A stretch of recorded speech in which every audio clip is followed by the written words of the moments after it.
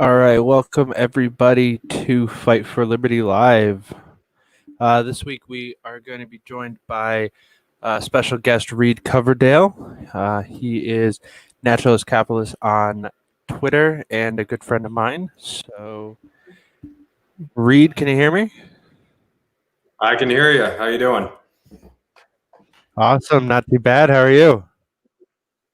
I'm doing great, or as better than a lot of people. So, That is good to hear. Uh, how's how are you liking it out west? I'm liking it. I've lived out here before. I should be starting a new job here pretty soon, but I'm hiding in the woods in Colorado right now, helping build a house. So things are going pretty well. Sounds like a good time. Um, are you Yeah. building a house for a friend or for just for work? Oh, cool. Always a Yeah, it's good actually time. my aunt and uncle. They're building a house out here. Um, so they just need Oh, cool. help siding it and doing random work. So. Gotcha. Sounds like a good gig. Um, Yeah. well, so something that I always like to ask the people that come on is just kind of your backstory, how you came to where you are ideologically as far as politics is concerned. Sure. So, having you on the other day, I learned that we have kind of similar backgrounds. I was brought up very religiously and conservatively. My parents, they were both religious Republicans. They usually voted Republican because of abortion and a couple social issues, but they really didn't like the war mongering tendencies of the Republicans. And I remember in 2003, we were all protesting the Iraq war on the side of the road. So that anti-war sentiment was really early on for me. But then as I got older, I started questioning a lot of things. I started questioning my religion, actually, and I became a libertarian in the same way that I became an atheist. And it was through no desire of my own necessarily. I wasn't unhappy with what I believed, but I started branching out and Yeah. meeting different people, seeing different things, and they got me to question both of those things. So I'll stick to the political side. But growing up, working, I just saw the stupidity of regulations, a lot of regulations, and I didn't think there should be zero regulations, but I just saw that there was a lot of stupidity with them and that they weren't about making you safer or making the environment cleaner. They were really just about complying. I'll give a short example. I remember I was hooking up a shipping container to lift it with some chains, and I was standing on top of it. So it was like 8 feet wide, 20 feet long, giant platform. And I was up there, and this guy came across the complex screaming at me saying, "You cannot do that. You need to have a harness." And I was like, "Well, there's nowhere to harness off to." And he said, "Well, get a step ladder out then and just do it from the edges." And I was like, "Do I need a harness on the step ladder?" He said, "No." I was like, "Okay." So now I'm standing on the top of this rickety step ladder, hooking these chains up. So it was way more dangerous. It wasn't any safer, but I was complying. So I saw that with a lot of things beyond just safety regulations. And then, as I mentioned earlier, I moved out west, and I was working with immigrants in Colorado here, actually. And the opening pay was like 16, 17, $18 an hour or something, and it was roofing. And no white guys would apply to that job. Like they just wouldn't. It was a bunch of Mexican guys. That was probably like 80% of the workforce, and they just worked harder. They'd show up on time, and they were willing to do it. And I saw that, if there was a white guy, he'd usually start and he'd be around for like 2 days, and then he'd disappear. So this whole myth that either the immigrants are stealing our jobs is one thing you hear. That's not true, because if you can Uh-huh. speak English, if you're an American, they're going to hire you before you're a Mexican. But the Mexicans are just the ones who are willing to do the work. And then the other myth is that, they work for $1 a day to undercut our wages. Like, this was a regular labor job where you start at 16, 17, $18 an hour, and there were no Americans doing it. Like, they just don't want to work. So I just kind of had like a bunch of life experiences that pushed me toward away from my Republican upbringing. And then I started paying attention to politics, and Rand Paul was the first guy who kind of brought me into that libertarian wing of the Republican Party.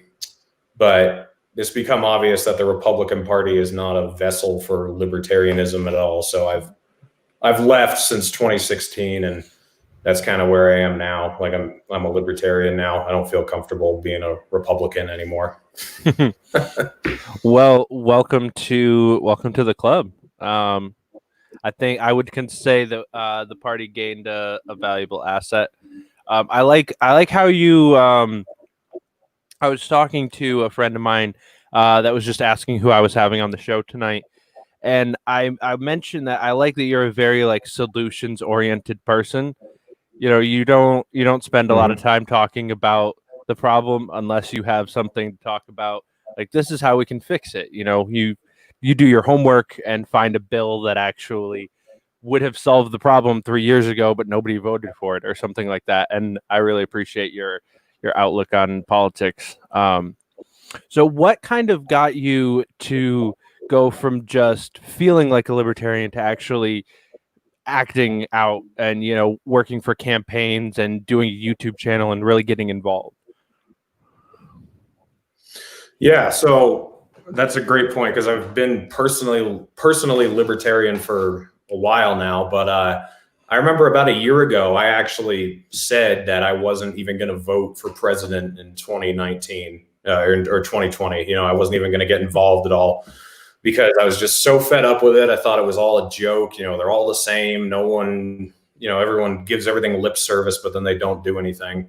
Yeah. And then obviously that changed, as you know.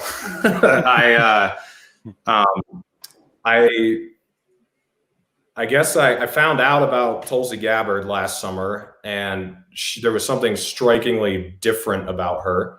And it wasn't even necessarily that I agreed with her a lot. She was just not a partisan hack. She was independently minded.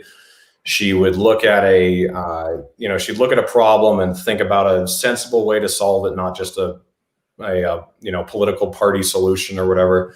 And so I really liked that. And then I met her in New Hampshire. And then I met some of the volunteers, and I just decided, okay, I live in New Hampshire. It's a small state. I can make a valuable difference because we're an early voting state. So I'm going to do my best to try to get this woman as far as I can. So that was what propelled me into being politically active. And I learned a lot of stuff being on the campaign, met a lot of interesting people, and then realized that I knew a lot more than most people know, which was kind of scary because I'm not like the most knowledgeable person out there. But I just do, like you said, I just do my homework. And so I knew a lot of stuff that some people who were like in high positions on the campaign didn't even know. I thought that was interesting.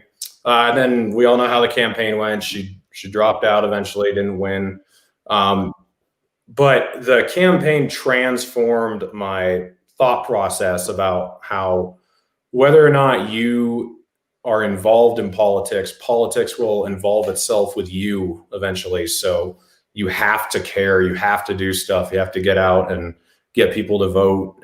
So that really made me a more proactive person instead of just, having my own thoughts and hiding out in the woods. And I think libertarians need to take a hint from that, because that's what they do a lot. They have their own ideas and their own solutions, but they don't get involved at all. And we wonder why we don't go anywhere, why we don't grow.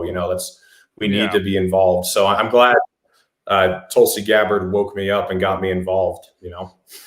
So. Yeah, that's awesome. I think that was one of my personal favorite things about her campaign in general, was how many people I got to meet that said, I've never volunteered for a campaign before, or I've never even donated to a campaign before.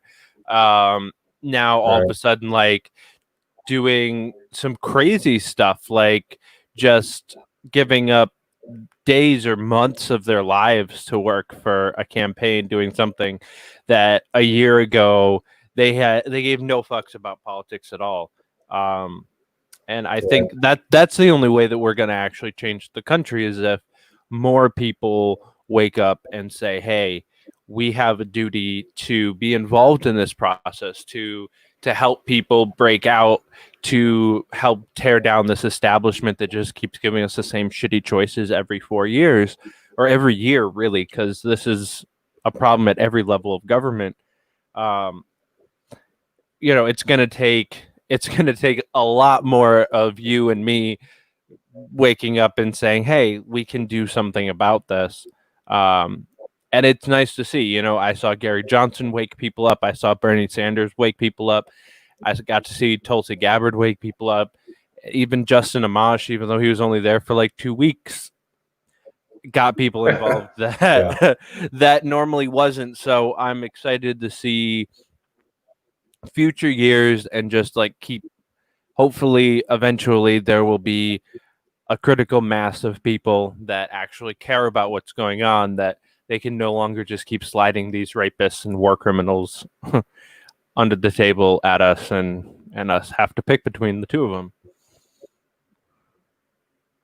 Right. Yeah. I mean, the thing is, like, I feel like we have people who either think they need to agree 100% with someone to vote for them, or we have the opposite problem. We have people who say, "Oh, I disagree with him on 70% of the issues, but we're in the same party, and so I'm going to vote for him."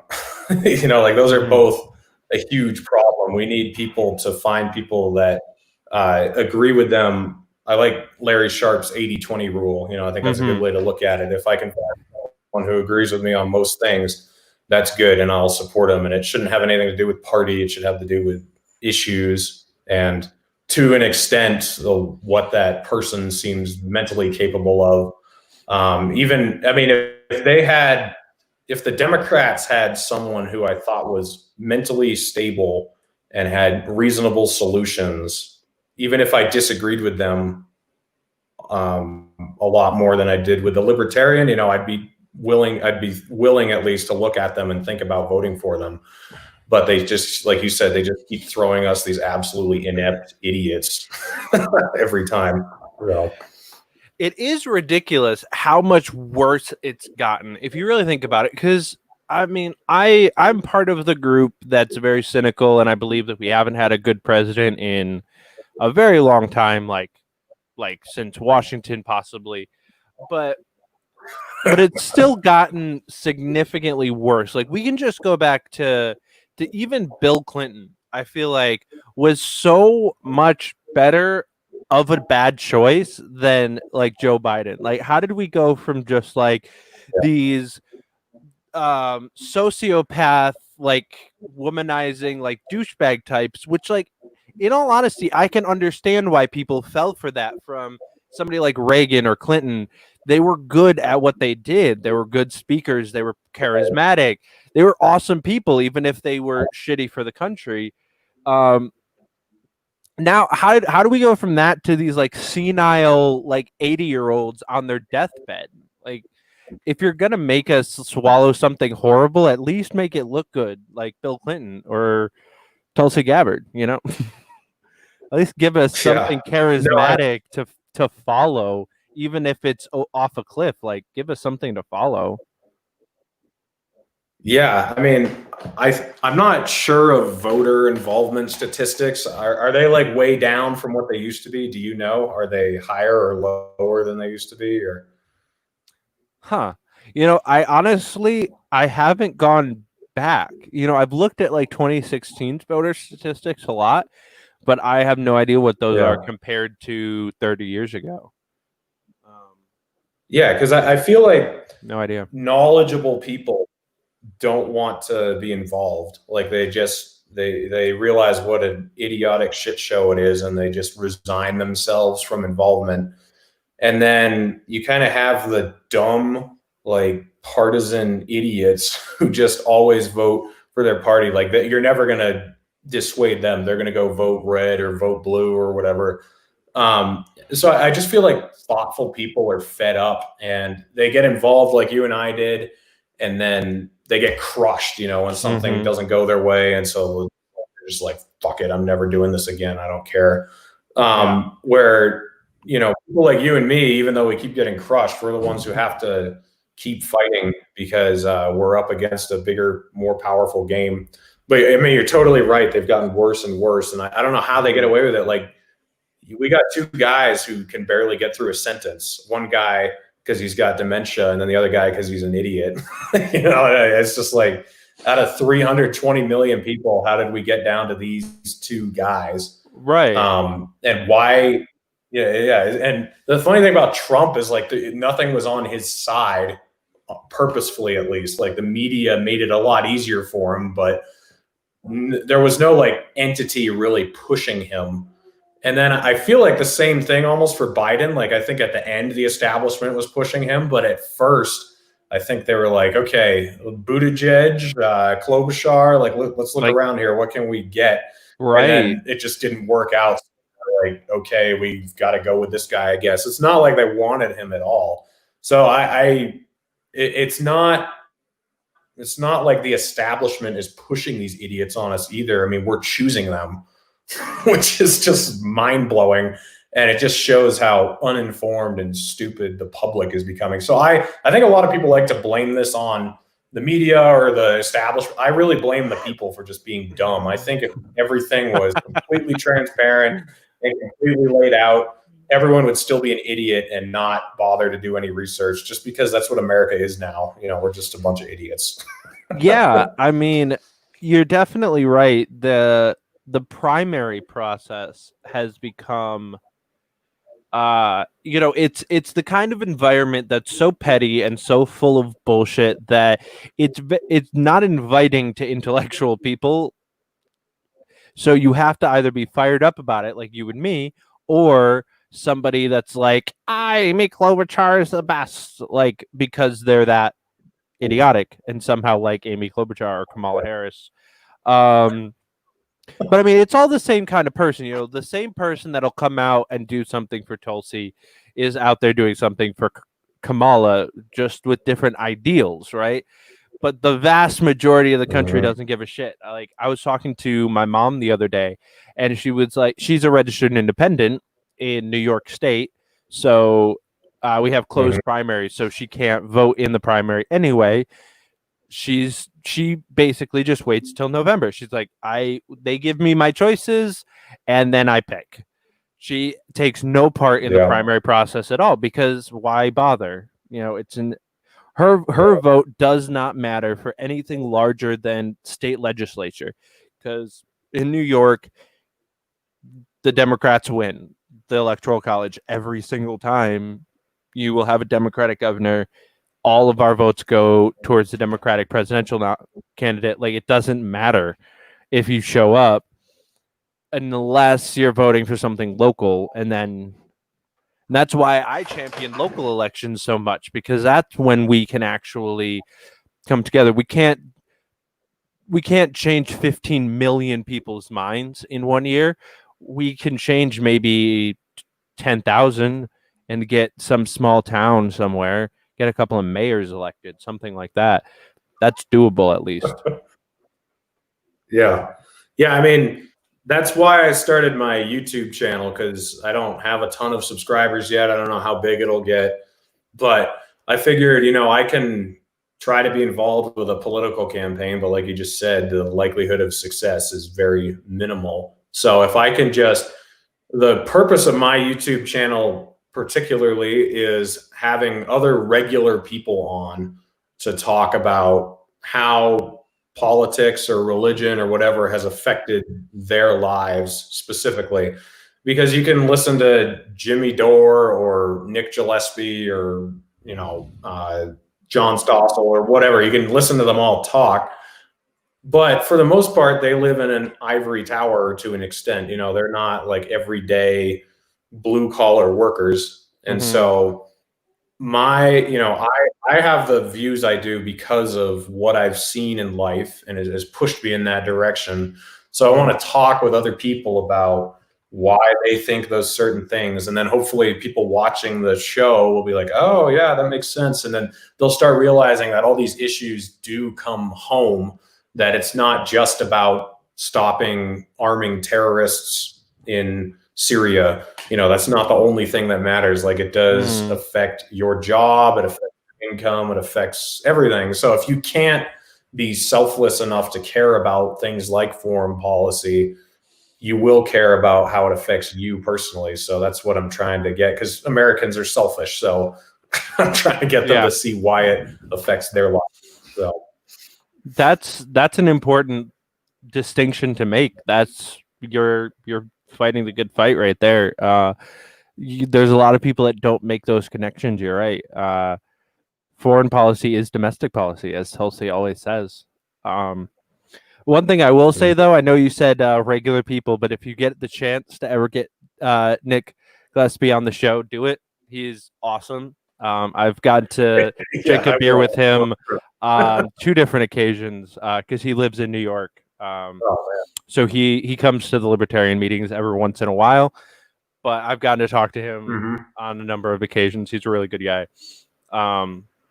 Reason Magazine gives me a little bit of hope because it is like the only libertarian thing that acts like it's supposed to. Like, it acts like a magazine. It functions like a news source completely normally. They're not a joke.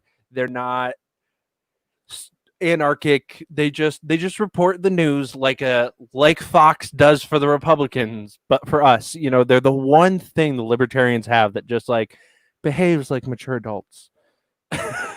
And I love Reason Magazine for that. They will always hold a special place in my heart. I want more things like them. I want them to have competition in the market because more independent media is becoming popular. That would be great. Yeah. No, I totally agree. I mean, libertarians are retarded. I mean, they just are. They're so dumb. Yeah. They just need to cut it out, because I really do believe that they have the solutions, and they just keep messing it up because they'll just be, I mean, so one thing, for example, is the taxation is theft thing. Like, I get the moral behind the idea, but we can't just like abolish taxes tomorrow. You can't. Or like I mean, there are, that's why I like Jo Jorgensen, because she seemed like a more practical approach. When Jacob Hornberger was looking like he was going to win, I was just like, oh God, I feel like he would have been worse than Vermin Supreme.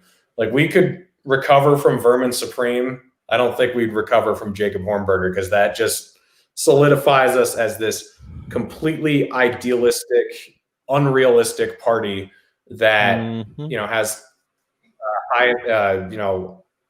pie in the sky ideas.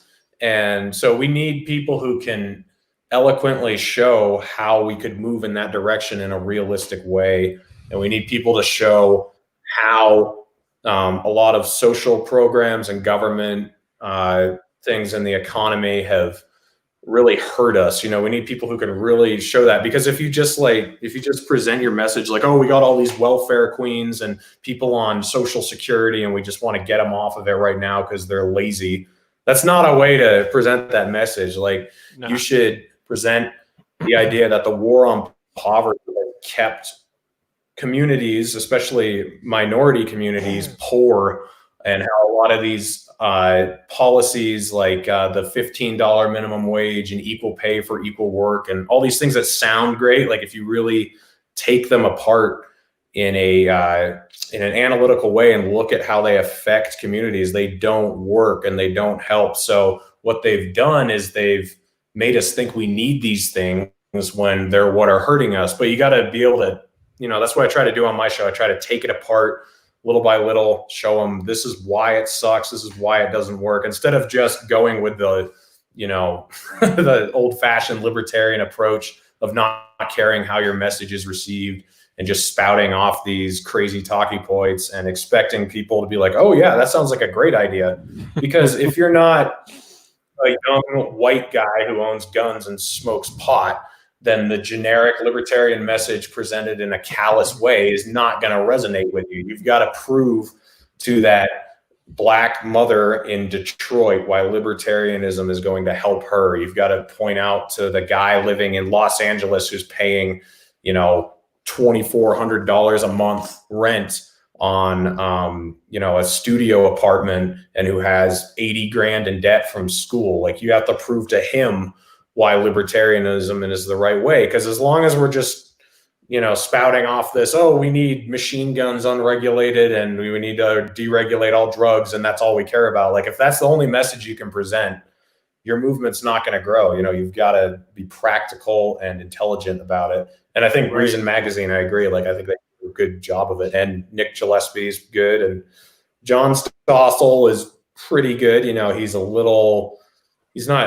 think Nick Gillespie's better at delivering to a message of people who aren't libertarians, where John Stossel might be more for people who are already libertarians. So I think we need more Nick Gillespies, and that's kind of what I'm trying to be, the guy who can explain to someone who's not a libertarian why libertarianism is the way. Yeah, I think that's a really important thing. That you're right. We need a lot more Nick Gillespies. I like John Stossel a lot too. My mom actually used to watch him. So when I told her that he was a libertarian, that actually was like a really big point in my mom's journey to libertarianism was John Stossel. Really? Okay. And actually our the vice chair of the Manhattan Libertarian Party is his executive assistant. So she's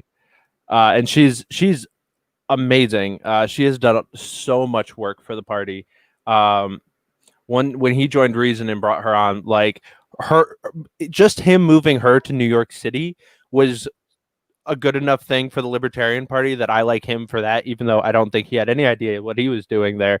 But because she's made the social media take off, she's just kept everybody together, been a very like definitive force in the party at a state level, and it's awesome. So I like to talk her up as much as I can because she doesn't get enough credit. But to your other point, I think you're right. We definitely need to be able to present this to people that aren't already libertarians, and somebody like Jacob Hornberger is not really the person to do that. But even a lot of the people that I like sometimes fall victim to that mentality. Even people that aren't 100% libertarians, like Rand Paul, can deliver a very calloused opinion about libertarianism and just we both have talked about the Anti-Lynching Act, and like, as much as I agree with him, there were better ways that he could have addressed the situation. Definitely like made some precautions to make sure that it didn't sound like he was a racist, like Klansman, because that's kind of how the news took it. And so yeah, we need people that can, like you said, the Black mother in Detroit also need, like, libertarianism is good for her too, for a lot of ways, for housing prices, for minimum wage, for schooling, for a whole bunch of different things could also help her. But yeah, we go recreational heroin and recreational rocket launchers and just, libertarians. and even though I have personally tweeted lots of times both of those hashtags, we need other. It's good for when we're together and it's fun, but we need to have other messaging, which is another reason why I really like people like Larry Sharp. A lot of people don't like him because his ideas are kind of out there. He does have some ideas that even I don't agree with, and some of them are kind of out there. One of my favorites is he wants to sell the naming rights to the bridges and tunnels in and out of New York City. So yeah, I've seen that. Yeah.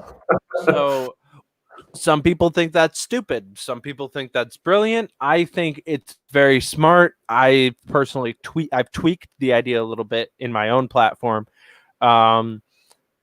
but it makes sense, and people that live in New York City can go, yeah, okay, that makes sense. We already pay enough for it. They understand how often it's talked about in the news. They understand what someplace like Barclays Center, which is already in New York, what that means, and how much the company Barclays has helped Brooklyn by doing that. The people in New York City are already okay with this idea of companies buying portions of the city to then be responsible for that part of the city. Like we are already used to that. But somebody in Buffalo or Utah hears that and they think, oh my God, this guy's nuts. Like, why that's going to be way too much work. It doesn't click with them. And rather than say, okay, that's for them, it has nothing to do with me, they're going to try to tear him down because he sounds like a kooky libertarian and we need to shut him up. And that's the part where we need to understand that our party is reaching out to more people than us. So if you see something that maybe doesn't speak to you directly, okay, like just get used to that, because we need that. You can't argue with everybody that disagrees with you. That's not healthy. I mean, I think that's the idea of libertarianism, that you're going to have people who want to do something differently than you do. I had a guy named Zach on my show, and we're talking about right and left libertarianism. And then I realized, I was like, dude, we don't disagree on anything. Like, we agree completely. Because his idea is like communities should share things, and but not at the federal level. Like, we don't want the federal government, but if you live in Boulder, Colorado, you should have your own, community gardens and stuff. I was like, dude, sure, I'm totally for that. Like, I have this idea that I think people have this idea that libertarians somehow want every single person to own a machine gun and everyone to smoke heroin and everyone to be a hedge fund manager or something. It's like, I don't know where they're getting these ideas, because the whole idea of libertarianism is live and let live. So, I have I actually got into this on Twitter a few weeks ago about how liberals are okay with things that they like. So they're fine with gay marriage because they don't care about it. They're fine with marijuana because they don't care about it. And they're fine with immigration because they don't care about it. But guns, like, no guns, no fireworks, no, like anything that they don't personally care for, they don't want anything to do with. But that's not what free speech is about. Yeah, or free speech. Yeah. So libertarians I don't need to agree with you. Like, I am, I have a CDL, I'm a truck driver, I've never done drugs, but that doesn't matter. Like, it's not about what I want. I drink very little. So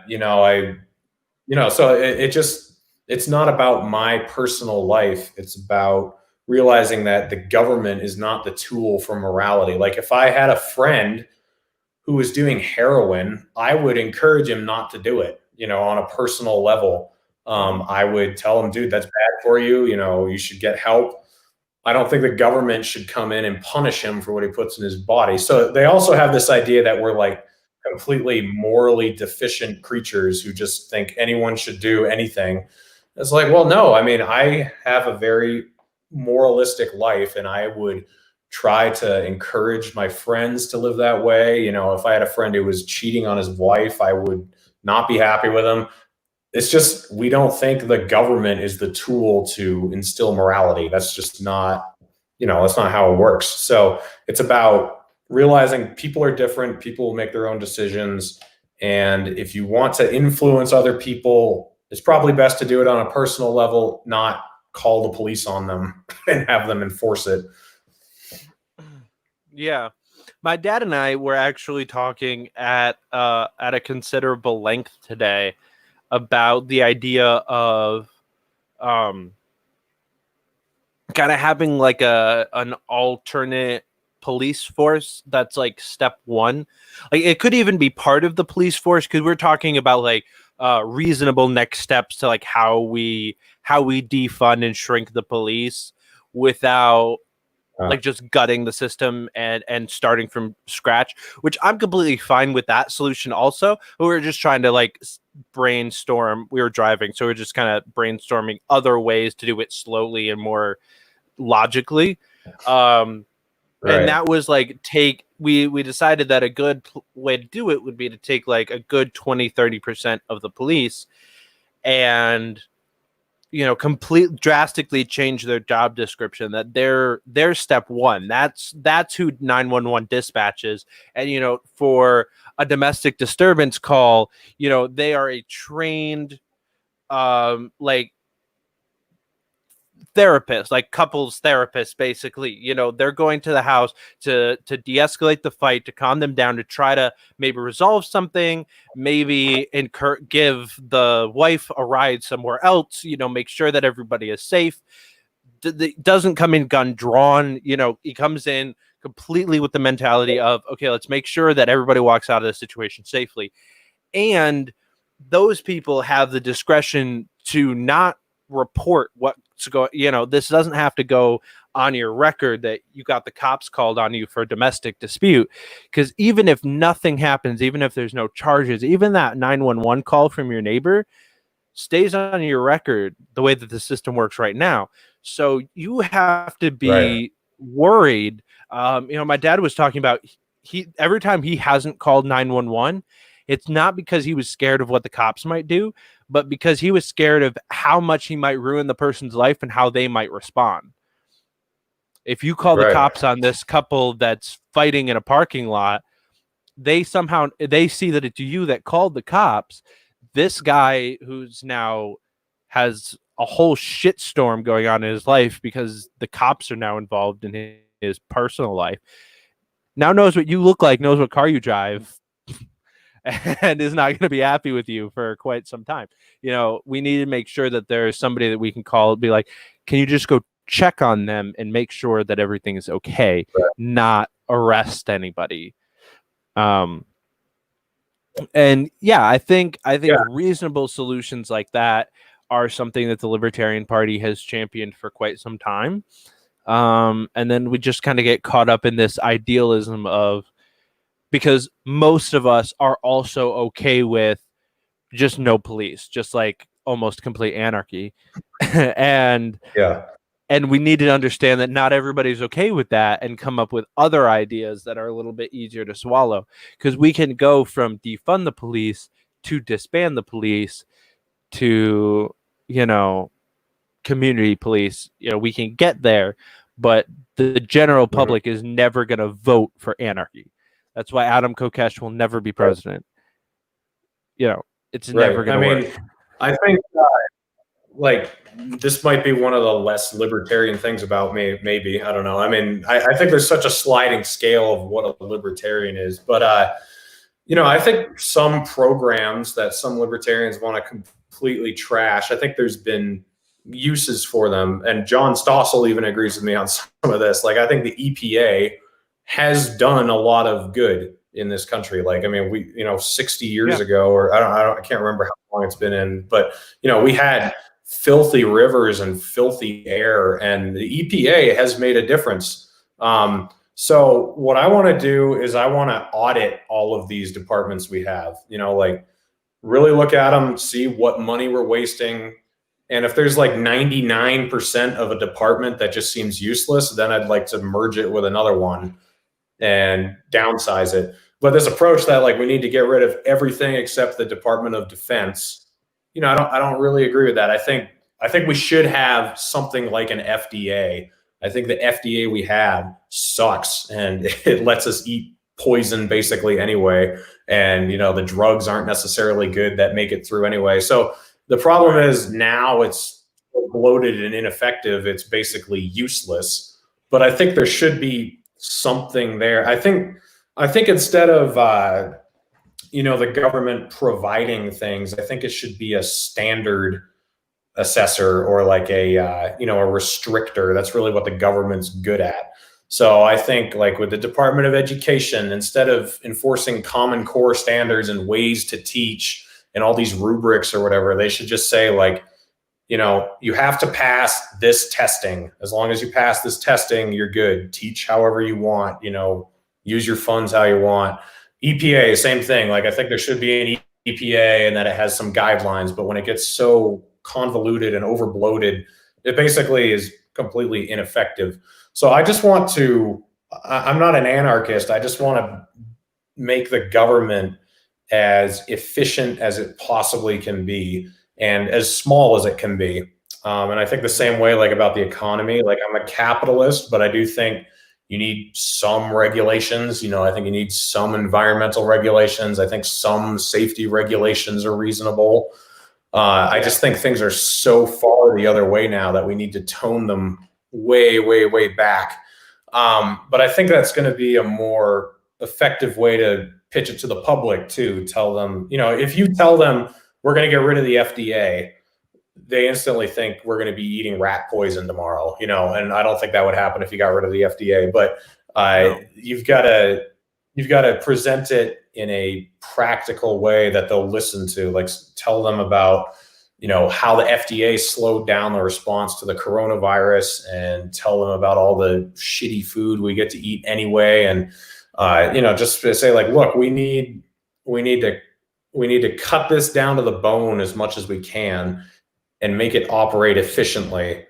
And then we can actually have a government that works for the people. I disagree with progressives that adding more programs and adding more regulations is going to fix it. I think the best way to have an effective government is have one that's as small as possible and has as little fluff as possible, so things can operate smoothly. And that's how you truly have a government that works for the people. Yeah, I could not agree more. As small and efficient as possible is the best goal. And yeah, I would like to say that the job of the federal government is to ensure transparency and education. So that is across most things. So, you're talking specifically a lot about food, which is, yeah, I think a lot of people are the most scared about those kinds of deregulations. Like, oh, what are we going to be eating if we just take away the FDA? I don't think that it's the FDA's job to say what we can and cannot eat, but those ingredients lists, enforcing that, I think, is something that the federal government has the right to do. We should know what's going into our body. If we're too stupid to read that and see rat poison as a thing in the ingredients list, then we deserve to eat rat poison. Yeah. That's on us. It's the federal government's job to say you have to print that, and we are going to test what you make to make sure that those ingredients lists are right. But then it's on them. If you want to make rat poison cookies, fuck it. Because I also think like euthanasia and assisted suicide should be legal. So that can be a whole market of rat poison cookies, and like, go about your business. But I got to shit talk. Yeah, I mean, go ahead. Yeah, I think what we have to do, and we got to be careful about how we do it. But this actually goes back to the police thing you were talking about and having a record. And I think a part of the issue is the judicial system, that we've just heaped it all on the producer side instead of any responsibility at all being on the consumer side anymore. And that's why we have these 10-page warnings on everything, because the consumers have to be so ultra concerned about if somebody, if somebody eats, if someone drinks battery acid or something, so they have to like print all over the battery, like, do not ingest, deadly, or and it's just gotten so ridiculous because it's 100% piled on them, and there's no individual responsibility anymore. So I kind of like what you're saying, that there should be guidelines that they have to tell us what's in our food and stuff like that. But I think you're right that we need to start taking responsibility for our own actions again, because that's what has ramped up the legal system. That's why premiums on all sorts of insurances are so high. That's why people don't want to hire somebody who has a record because they know they can get sued, you know, and it all just like falls back into place from those things. So I think part of it is just, you know, the courts are just stupid. They approve the dumbest lawsuits ever and for crazy dollar amounts. So we need to figure out a way to stop that, because that is hurting us on the other side, because it all sounds good. Like, oh, the more we make the producer do, the better the consumer will be. But it's not true. We end up, the consumer pays for the problems there. So yeah. And I think I 100% agree, but I think another piece of the solution is making the producers, holding the producers accountable when we actually have to. Because I think a lot of times, we fake blaming the producers, and, we'll make them pay $1 million to somebody and make them put caution hot on a coffee mug. But which actually that one specifically, I don't use that example often, because that is one lawsuit where the person was in the right. McDonald's was actually super fucked up. They deserve to get sued for that. But we have those lawsuits, but then we don't hold like drug manufacturers accountable when we get people addicted to heroin because of what they're putting into our drugs. We don't actually call McDonald's out for the fact that it is the reason that obesity has doubled in America in the last 30 years.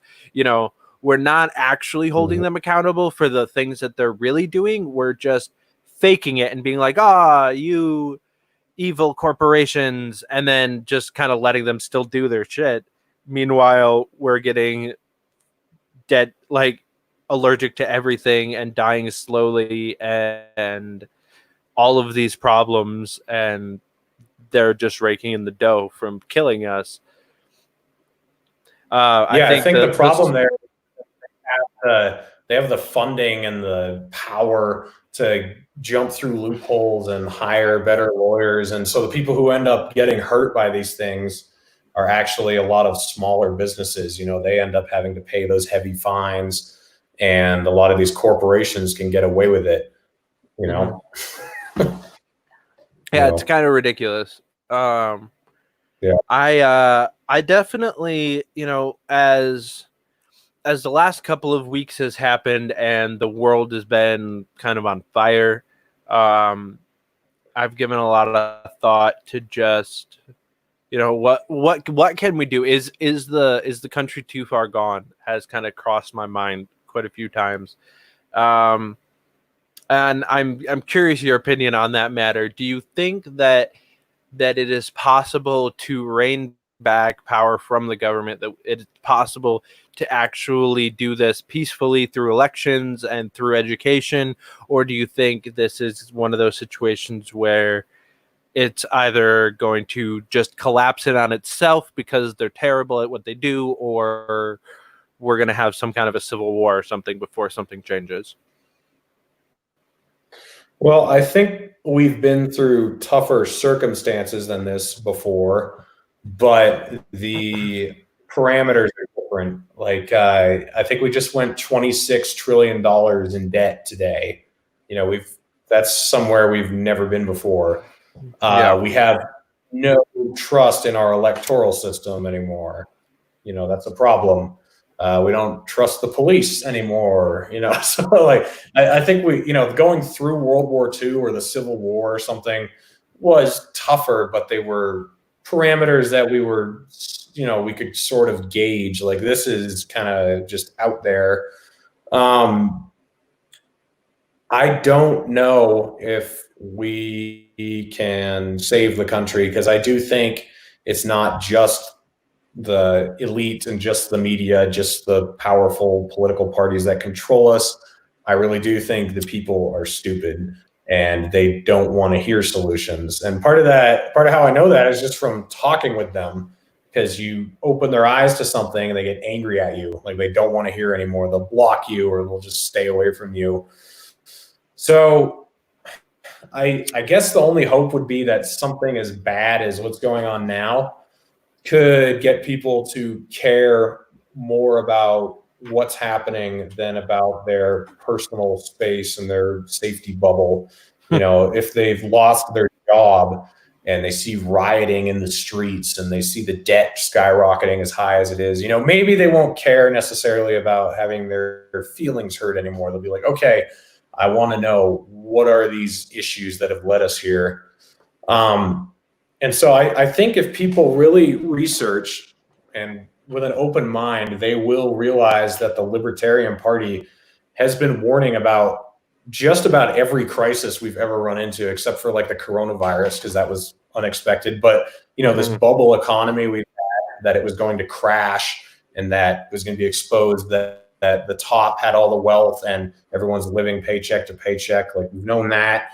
The idea that, the war on terror was a joke, that the war on poverty was a joke, that the war on drugs is a joke, that we need criminal justice reform. Like, all these things are like, duh, totally. And the libertarians have been saying it forever. And now you're even seeing progressives say things like, we need to stop giving state power to unions. Like, I never thought I'd ever hear progressives say that. I was like, what? Like, right to work states, they're starting to support those now. I'm like, whoa. And then they're saying they want to defund government programs while conservatives are arguing to keep them. I'm just like, what is going on here? This is crazy. Great, right? It's like so an alternate dimension. No, it's totally nuts. So that's the only thing that gives me hope, is that people are going to start realizing how crazy things are. The thing that I really fear is that, like, the far left progressives are going to hijack this crisis to say, what we need is the government to control absolutely everything. We need like this giant reparations package, and we need to have, like, instead of equality before the law, we need to have preference towards certain types of races. Like, I'm worried about it being co-opted to push something like that. And I think people are dumb and they might fall for it. So hopefully, this comes back to the libertarians needing to be able to present their message to people who aren't libertarians already and say, look, this is the problem, this is the solution. And hopefully we can get people on board, because I don't see any path forward for America, any of the other parties, including the Green Party. Like, I don't see that as a way out. I think that's just a continuation of the problems we've had in a lot of ways. So yeah, I think that so in New York State, the Green Party has a reputation and a record of actually accomplishing some shit. Now, I have to say, they have never actually accomplished anything that I've agreed with them on, but I still respect the fact that they were able to shut down fracking in upstate New York. I personally am a supporter of fracking. I think that there's a way to do it safely, and I think that they took a very fearful and fear-mongering approach to it. But Howie Hawkins, who's a Syracuse native, ran for governor multiple times and was able to get enough votes in his gubernatorial race to bolster his message and say, listen, enough people agree with me that we need to not do this. And he had petitions and he had everything, and he was able to shut it down.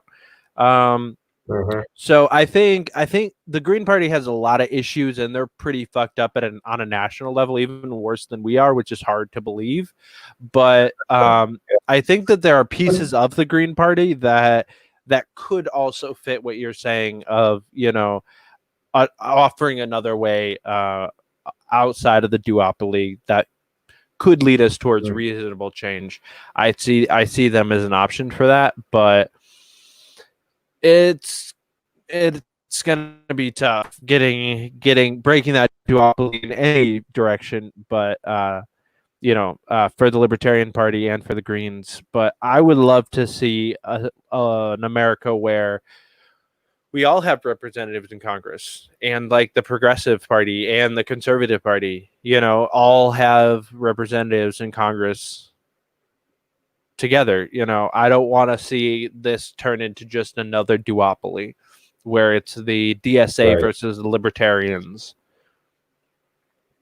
As great as that would be, it Yeah. would still be a duopoly, and then it would still end up shifting and becoming petty and stupid and moving back right to what we have right now eventually in the end. Yeah. Um, yeah, to clarify what I meant when I said I think the Libertarian Party is the only way forward. I think it's better if there is more representation. If the Green Party, I would love the Green Party to have more of a platform. I just don't think that their policies are actually going to push us in a positive way. I agree with probably half of what they say, maybe. So I think they'd be better than the Democrats. But I think what we really need is we really need. I mean, we're headed for an economic crisis now. So the idea of spending under control is more important than it ever has been. And I mean, we might. It's only June, and we've added what, like, how many trillion have we added this year? I don't even remember. It's a lot. I mean, Almost it's three. crazy just seeing it. Yeah, that's in 1 year, and it's only halfway over. So that is, the economic issues are really a big deal, and I always wanted to put economics as a back burner issue because I cared more about war and I cared more about civil liberties. But at this point, it's becoming the most important issue because if you don't have an economy, you don't have a country. And we need intelligent business ways to get out of this. So we can't just socialize everything. Like, we have to be responsible. We have to keep taxes as high as we can without stifling business, but make it easier for businesses to start. And we need to have robust immigration to help us through this. Like, we need to basically do whatever we can without destroying the environment and hurting people to get out of this. Like, we're headed in a very wrong direction. But I do agree. Like, I would like to see something more than just another duopoly. I think that duopoly, like you said, would be better than the one we have now, because the one we have now, they're basically the same thing. They're just giant corporate warmongering centrist parties. But I think we really need the idea of letting people live how they want, but we need economic sanity, which I really don't think the Green Party brings, and I don't think the Republicans or Democrats have it either. They're almost worse because they're socialism for profit, basically. Like, socialism for corporate profits is what the Democrats and Republicans believe in. And that's way worse. Like, I think what the Green Party wants is actually probably better than that, because at least it's for the people. It's not just for Wall Street and the banks and the corporations. So Right. Yeah, definitely. Definitely prefer the Green Party to the Democrats. Prefer just about anybody to the Democrats. Sometimes the Republicans piss me off more.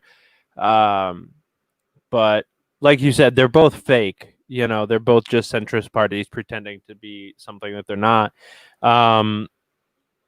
I personally think that, I don't want to see, like I said, I don't want to see another duopoly. So more representation from all the different parties would be awesome to see.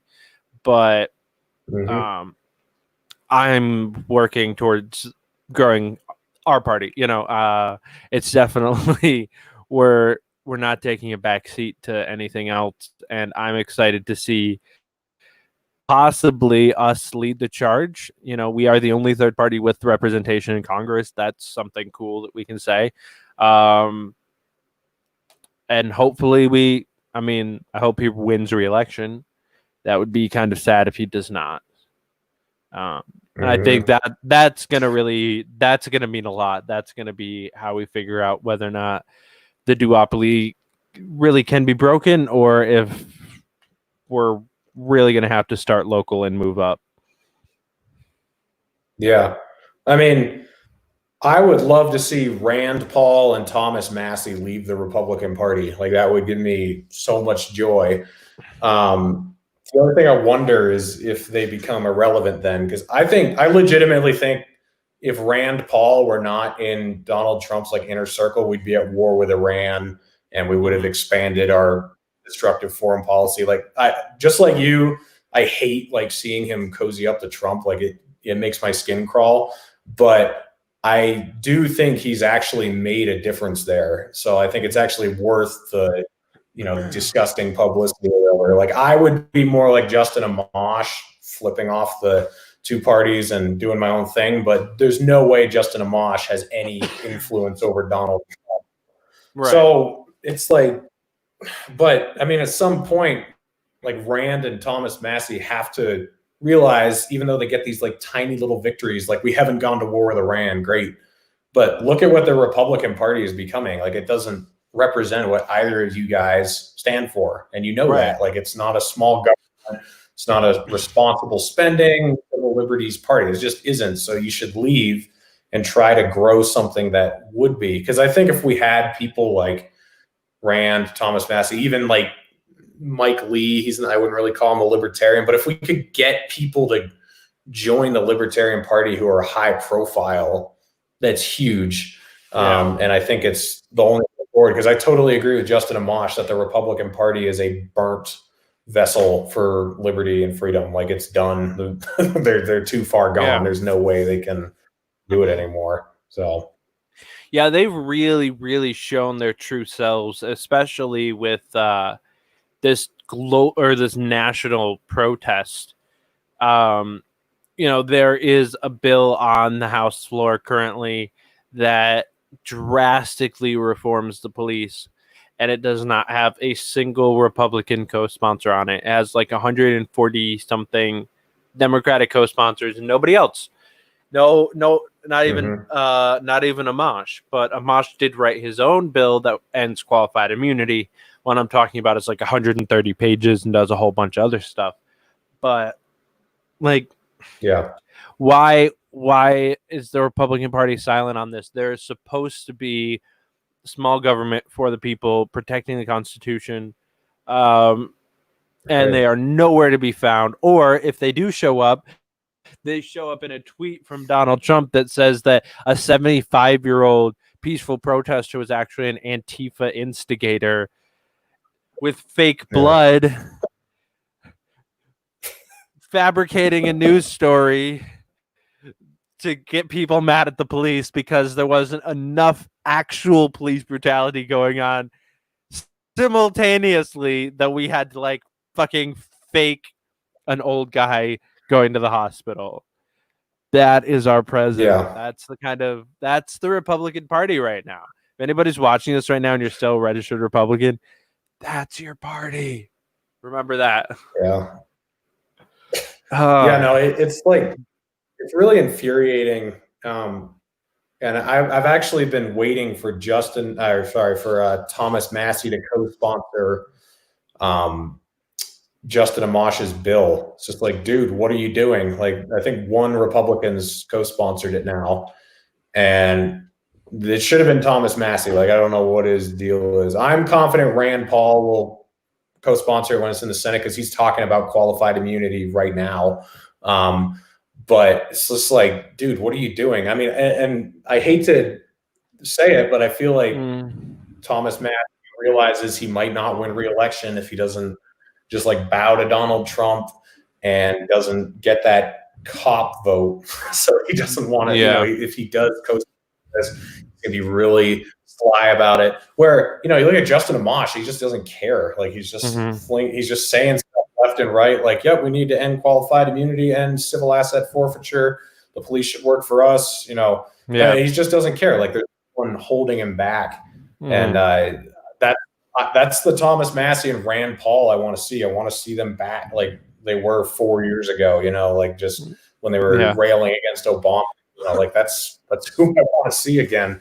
And so, but the two parties just like poison people in this submission. Same with Tulsi Gabbard. Like I want to see the Tulsi Gabbard of 2019 all the time, not whatever this new thing she is. It's just like, come on, like what the heck? You don't have to do this. It's just like so disheartening. Right. Just to fact check, Justin Amash's to end qualified immunity act has 39 co-sponsors. All of them are Democrats. I saw So one Republican co-sponsored today. I don't know. oh, It was it, like today. okay. I'm looking at the Library of Congress, so that is sometimes a little bit delayed for them to actually put it up on the Okay. website. So yeah, I thought that there were more names than that when I looked it up the other day, or I saw an article on Facebook the other day, but I then found another bill. Let me see if I can pull that back up. I'm pretty sure I just had it up here. Yeah, the Justice and Policing Act of 2020 has 165 co-sponsors. But that thing is so huge. Like nobody has time. I don't have enough paper in my house to print that out and read it. I don't have enough time in the day to read that bill. It's ridiculous. Yeah, I mean, I like Justin Amash's bill because it was like what 4 pages long or something. I mean, that's what every bill should be. Yeah. Yeah, it's I like his simplicity. He needs to get better at naming them though. Like that's one thing that the Democrats really have about them is they have a way of naming their bills where that makes sense. Like some of them are actually like legit names. Like even the Trace Act. Like that was effectively named. Perfect. Yeah. The acronym and what it stood like perfect name. Like Justin needs to get somebody like that on his team to help name bills. Because even that one, it's the HR 7085. The official name is to amend the revised statutes to remove the defense of qualified immunity in the case of any action under Section 1979 and for other purposes. Like, it's not even the Ending Qualified Immunity Act. Like, at least something catchy, please. Get a grip, dude. Yeah. I care way too much about this shit. I spend way too much of my time reading through bills and their names, and yeah, I care way too much about it. Well, no, I think you're right, though. I mean, you brought up the anti-lynching bill with Rand Paul, and I think that what a lot of people do is they come up with a name for something, and then it's almost political suicide to oppose it. You know, like, oh, this is the Heroes Act, or this is the CARES Act, the Patriot Act. You know, like we have all these names of all these bills. And, you know, if you don't support them, you're the opposite of what this bill is. And I actually did a video on my show a couple days ago about Rand Paul with the Anti-Lynching Act. And I don't even know if I wonder how many people who voted for that actually read the bill. And out of those who read the bill, I wonder if they bothered to go look up those ideas. Are you still there? Yeah. I'm still here. There. Okay. Yeah, I just made you. You're good. But they just you know, he's getting destroyed because he actually read the bill and he's talking about what it represents. I wonder how many of these representatives actually read it, and those who actually did read it, I wonder if they bothered to go look up all those statutes that described what the law was going to be now. You know, because we had, I mean, what do we have, like 500 people in all of Congress, and this means 5 of them voted against it. So 1 out of 100 people actually bothered to do their research. Like that's kind of scary. So, I mean, I think you're right when you say you give a bill some pizzazz to its name. Like that does have a difference in unfortunate ways most of the time. Yeah. But it can also have an impact in good ways too. You know, that's one of those, the bad guys in politics are good at what they do, and I think that the quote unquote good guys need to start stealing a couple of their plays, like things like naming him catchy names to make it harder to vote against is something that we need for bills like the Ending Qualified Immunity Act or the One Subject at a Time Act or the Marijuana Act that we talked about last week. I Yeah. we need those to have better names and catchier names to make it like the impossible for people that use this tactic against us normally, make it to where they would get crucified in the news, make it like Yeah. the to no longer make a plant illegal act or something like that. Yeah. Freedom of Yeah. Plants Act Yeah, of no. 2020. Yeah, no, I think you're totally right. Unfortunately, we don't have too many good messengers, like you said. I Yeah. mean, I like Rand Paul, but I totally get why people don't like him. And then the same with Thomas Massey. Like I like Thomas Massey. I get why people don't like him. We need someone like Tulsi Gabbard who has that, eloquence, but warmness but also that like fighting spirit. Like that was kind of what I didn't think Ron Paul was too eloquent. Like he wasn't the greatest speaker, but he had a lot of emotion and he had a lot of fire and it got people behind him. So we need someone like that again, someone who's going to really be like exciting and get people excited about the cause. That's what like Bernie Sanders is good at. I mean, he's economically illiterate, but he's good at pull behind him. He's just like we need people like that. And Ron Paul was sort of the first Bernie Sanders in that regard. He got a lot of young people behind him because he harnessed the power of the internet in 2008 when it was cutting edge. And that we need to be smart like that. That's why I like Larry Sharp, like you do a lot. I mean, he did that in New York. It seemed like, he got a lot of young people on his side, a lot of people who were formerly disinterested in politics. You need someone who can break through those barriers and get people excited. And I think Nate Bills is part of that. Like you've got to be creative and you've got to think outside the box. You can't just be the same old standard politician because you're not going to get anybody else to come to your side.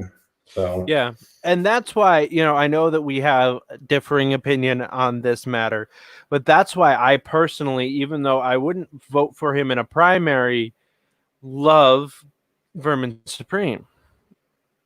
I think that he is somebody that has realized exactly what you're saying, that we need to think outside of the box. And, he's harnessed a lot of that Democrat, he's stolen a lot of plays out of the Democrats' playbook of how to reach out to younger people, how to get people engaged, what to talk about, just the memes and the trending hashtags and stuff like that. I mean, the free pony message, like everybody knows it's a joke, but nobody that's doing it cares. Like they are all in on the joke. They love how it feels. They are all going to support him till the cows come home. People are already posting Vermin 24 shit online. Like they are going to always be for Vermin Supreme. And that is something that that I think the Libertarian Party needs to utilize. I think that Vermin Supreme needs to find his place in the party, and I don't think presidential candidate is that. But I am excited to see what maybe it is, because I think that he's a very valuable piece to our party. And he's going to be, I'm working on more than one campaign in 2021 that is a staffer of Vermin Supremes that got fired up about, like, now I want to do it and I'm going to run for something small. So just that by itself. That is all I care about. If you have somebody that is firing people up to run for office themselves, then mission accomplished, Mr. Supreme. Right. Like, well done. And I think Tulsi is somebody else that's doing that. I mean, she was one of the main reasons that I was pushed to run before I worked for her. Like, seeing her coming up helped push me. It was mostly her and Ben Walsh, who's the mayor of Syracuse. They were the two that kind of showed me, like, you can actually make some changes while you're young outside of the duopoly and, you know, affect change in America. And that's what we need. You know, we need people like that are bringing up the next generation, because in a lot of ways, I think that there's a section of the Gen Xers that are lost for good. You know, there are people that will never vote libertarian, will never admit that the duopoly is dead. You know, there comes part of this conversation does end up having to be, there's only so much we can accomplish in the short term, and it is going to take 20 years to really, really change everything.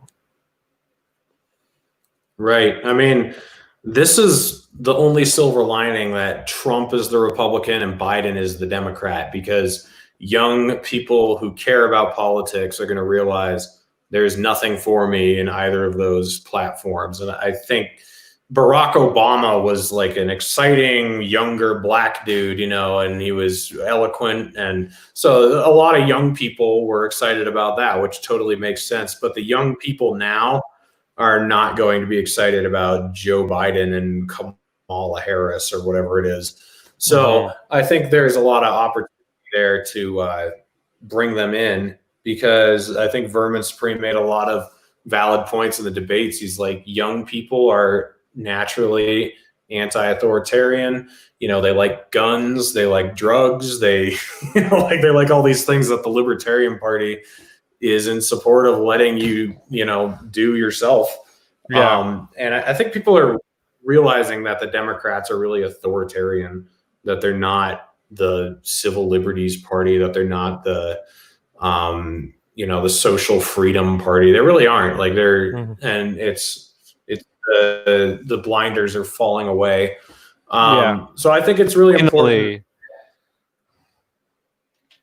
Yeah, I mean, I think it's really important that we look at the things that got young people excited about, like Bernie Sanders, and realize that there is crossover there. So that idea that the government does not work for us, like, yes, it does not. That's absolutely true. Or that corporations are reaping the benefits of this economy. Like, yes, that's true. So we need to really harness those messages and just present them with the libertarian solutions. But, you know, if it's kind of like I said earlier, if it's only about machine guns and weed, or it's, you know, about being able to keep all your money or whatever, stuff that young kids don't really care about, you got to prove to them, like, this is why this will make college so much cheaper. This is why healthcare will be so much cheaper. This is why a house will be so much cheaper. This is why you'll be able to live longer and prosper. Like, you know, you just got to present all those ideas and the right arguments, the things that they're going to care about. So, yeah. And we need to stop pretending that the free market is like some genie that grants like perfectional utopian societies, because so often you have we have charities and we have free market. Those are our answers. They say, like, okay, so you want to get rid of Medicare and Medicaid. What happens to me when I lose my job and then slip and fall and I have $100,000 in medical bills? What happens? And we go, oh, well, private charities and like churches and organizations like that will be able to help. No, why would they be able to help? Fuck that. Like you need to prove that. And if you really believe in that, you need to be a part of that. You need to be a part of a charity or a church or an organization that's helping people get food or shelter or pay their medical bills. Because if you want to pretend that there's this super society out there just ready to take over as soon as the government crumbles, that just all of a sudden all the best people in the country are just going to rise to the occasion and be benevolent, wonderful rulers in the free market, that's some bullshit. Like, that's not going to happen. We need to present other alternatives to, like, how do we solve the problems of homelessness or housing cost or healthcare cost or discrimination in the workplace? How do you fix that without government? Stuff like that are hard questions for the libertarian to answer, and we're not used to it. But we need to get better at it, because I get asked those questions a lot, and I feel like I'm not the only one that does, and we need to be ready to answer those questions, because there is a libertarian answer to that. Like housing, there are multiple libertarian answers to housing that are all better than build cheap housing owned by the city. Right. Yeah, no, I mean, those are the types of questions that I am trying to answer on my YouTube channel and on Twitter, because I feel like the libertarians have failed. And they've also failed in a big way to decouple capitalism from corporatism. There are a few guys who are very good at decoupling that, but a lot of people are saying, like, oh, they're just pointing to the immigrants coming here to work because we have such a perfect capitalist society. And it's like, when you're coming from Nicaragua, it doesn't take much to be better. So, like, we've got to show them that what we have right now is not what we're looking for. That corporate control and favoritism towards corporations is not what we want. And that Donald Trump is basically a fascist, as we discussed on the show when I had you on last time, especially when it comes to economic policies. And, so we've really got to decry what we have in America today and say, and really lay out what we're looking for. But just like you said, we can't act like, oh, this is going to instantly make all the problems go away. The free market is going to provide every single solution. The way I try to pitch it is that, nothing is going to be perfect. You're never going to have a perfect system. You're always going to have inefficiencies no matter what you do.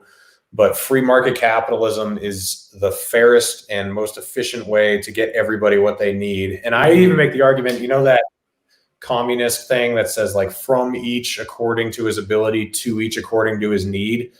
I actually say that's a perfect argument for capitalism, because that's what real capitalism is all about. It's voluntary exchange between two parties.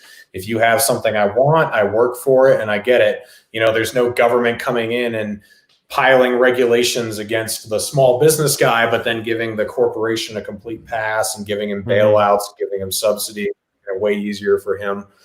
So we really need to break down these issues and tell them what our opinions are versus what the Republicans think, because they think of us as anti-war Republicans who smoke weed. Like, that's what they think. Yep. It's like, no, our views are very different from theirs. So yeah, I think I have for a long time. I had a history teacher in high school that was very formative to how I view politics, and he was a very interesting individual, because he's basically a libertarian socialist, but at the time I didn't understand that was a thing.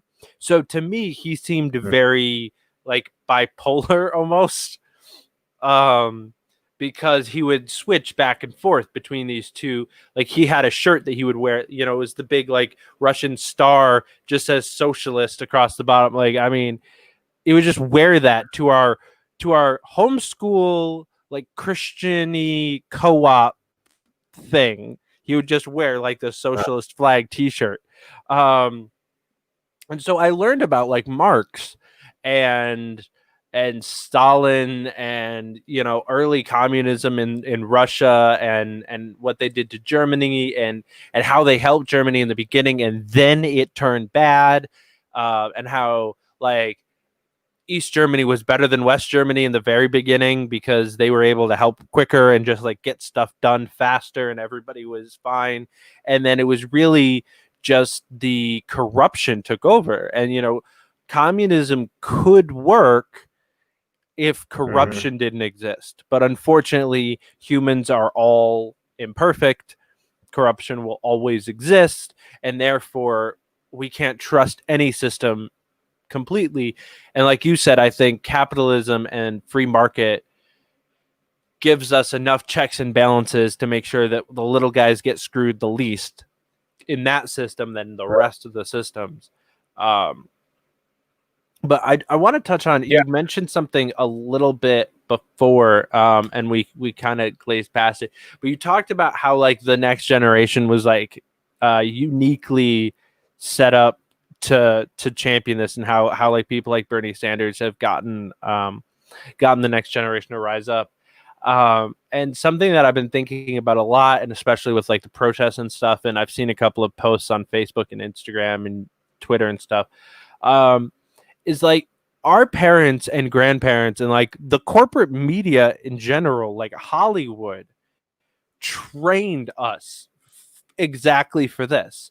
Like they raised us on Harry Potter and the Hunger Games and expected us to just be okay with the adults being idiots and the bad guys getting away with shit, and we were just gonna keep going to school and keep being cool. I mean, I'm watching the 4th season of 13 Reasons Why right now. I just came out, and they literally lead a school walkout that riot police then come to. Spoiler alert, sorry guys if you're not like to episode 8 or whatever. Riot police show up, and they fucking start a riot in the parking lot of their high school. Like, this is Netflix. This is on Netflix, showing teenagers starting a riot, like beating the shit out of riot police in the parking lot of their high school, and they expect us to not do it in real life. Like, we have been primed since we were like 4 to be ready for this fight. We have been reading books and watching movies and TV shows just waiting for our chance to fucking punch a Nazi or throw a cop off of our friend. Like, we have been dying for that opportunity since we were kids playing in our backyard. And I don't understand where the disconnect happened in their minds, that they thought that it was a good idea to train us like that and then try to put us through what they're doing and expect us not to freak out and do some shit and change some shit. And I think it's awesome to see that people are finally, we have that cause. We finally have something that we can all drive towards. Like, police brutality, I think, is a great cause to unify the country, and especially our generation, because it's a real problem. It's objective. We can look at it and say, this is wrong. It doesn't matter where you fall on the spectrum. This is wrong, and fix it. Right. And once we fix it, we can fix more. Yeah. I mean, I think, and I'm saying this as a millennial, so I know my peers, we have a lot of passion. We don't have a lot of discipline or direction. So there's a lot of energy to do these things, but let's be honest, it's pretty easy to get out and protest, especially when you've been locked down for 2 months. It's easy to go block traffic. It's easy to go stand with signs. Like, those things are easy. What's hard is actually doing the homework, finding out what laws exist, finding out what bills are being passed in Congress right now. When you were on my show last week, I told you I went to Denver to one of the protests, and I had a sign that said "End qualified immunity, vote libertarian," and then I had a couple other things on there. And I walked around and I talked with like 100 different people, and none of them knew what qualified immunity was. Like 2 of them did. And some people even had signs that said, no justice, no peace. And I'm asking them, what does justice look like to you? Like, describe that to me.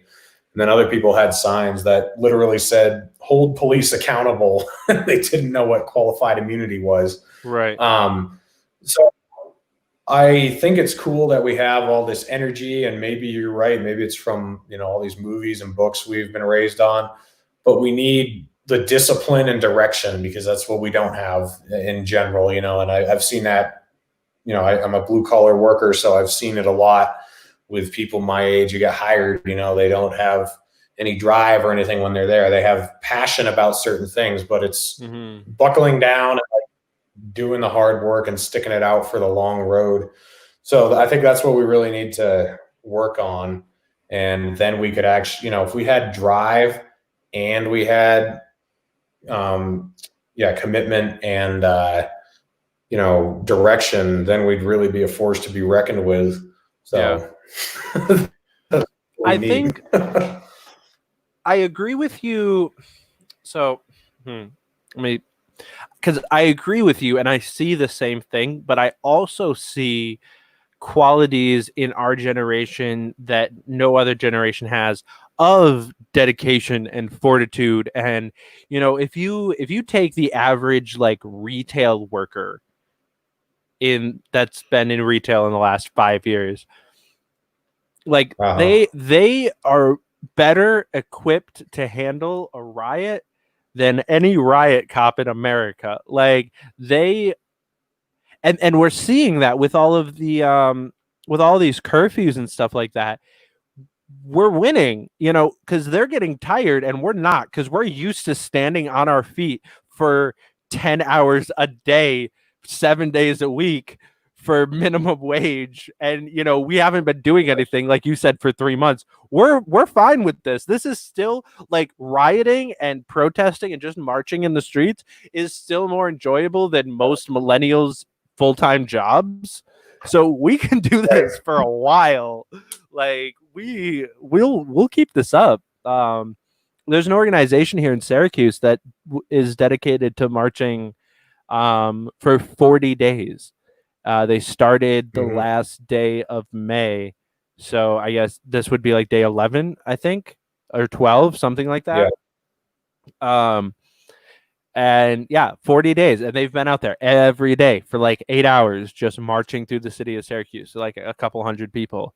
And yeah, I mean, I think that I agree. I do see a lot of laziness and like lack of determination in our generation. But I think that's because most of us don't know what we're doing. A lot of that is more, you know, we don't have a passion. But once we find it, and our jobs are really just the passion of like eating and being able to do fun things. So we need money. So that passion leads us to be able to take getting screamed at by Karens all day and not worry about it.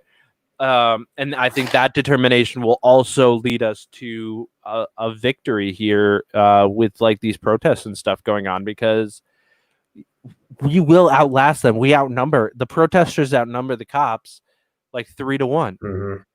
And we're only getting bigger and they're only getting more tired, and more of them are getting arrested. More like the same proportion are getting arrested because they're beating the shit out of us and arresting a bunch of us, but we're all getting out the next day. They're the ones going to jail for assault, and we're going to win.